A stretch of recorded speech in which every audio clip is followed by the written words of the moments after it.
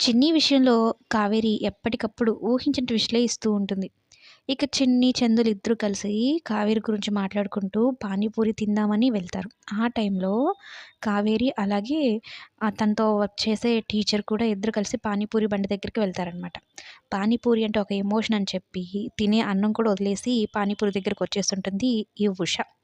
అయితే పక్కన టీచర్‌కి గూడా ఒక్క పూరి కూడా ఇవ్వకుండా మొత్తం తినేస్తుందనమాట.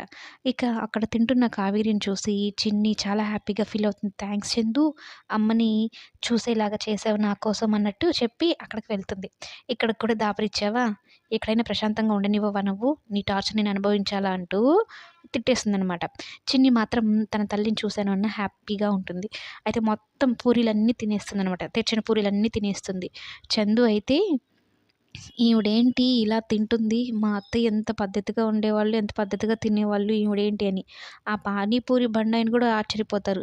ఎన్ని ప్యాకెట్లు పూరీలు తినేసింది అని. అయితే దిష్టి తగలకుండా లాస్ట్‌లో ఒక పానీపూరికి పెరుగు కూడా ఏసి ఎ ఎవ్ ఇవ్వండి అన్నట్టు చెప్తుందనమాట. అది కూడా తినేస్తుంది మొత్తం. అయితే మీరు బయట ఇంకేదైనా తినేసి వెళ్ళండి అన్నట్టు చెప్తుందనమాట. చిన్ని వాళ్ళ అమ్మని చూసారన్న హ్యాపీలో ఉంటుంది. చందు ఏమో షాక్‌లో ఉంటాడు. అసలు ఈ మధ్యన ఈ సీరియల్‌లో కంటెంట్ తగ్గిపోయింది. ఓవర్ యాక్షన్ ఎక్కువైపోయిందనమాట. అంతకుముందయితే బాండింగ్స్, ఎమోషన్స్, తల్లి కూతుర్ల మధ్య మంచి మంచి సీన్స్, తండ్రి కూతుర్ల మధ్య మంచి సీన్స్, మావయ్య, కోడల మధ్య ఎంతో అట్లా మంచిగా అనిపించేదనమాట. ఒక బాండింగ్ వీళ్ళని చూస్తే చాలా మంచి సీరియల్ అనిపించేది. ఈ మధ్యన చాలా వరకు కంటెంట్ అనేది తగ్గిపోయింది.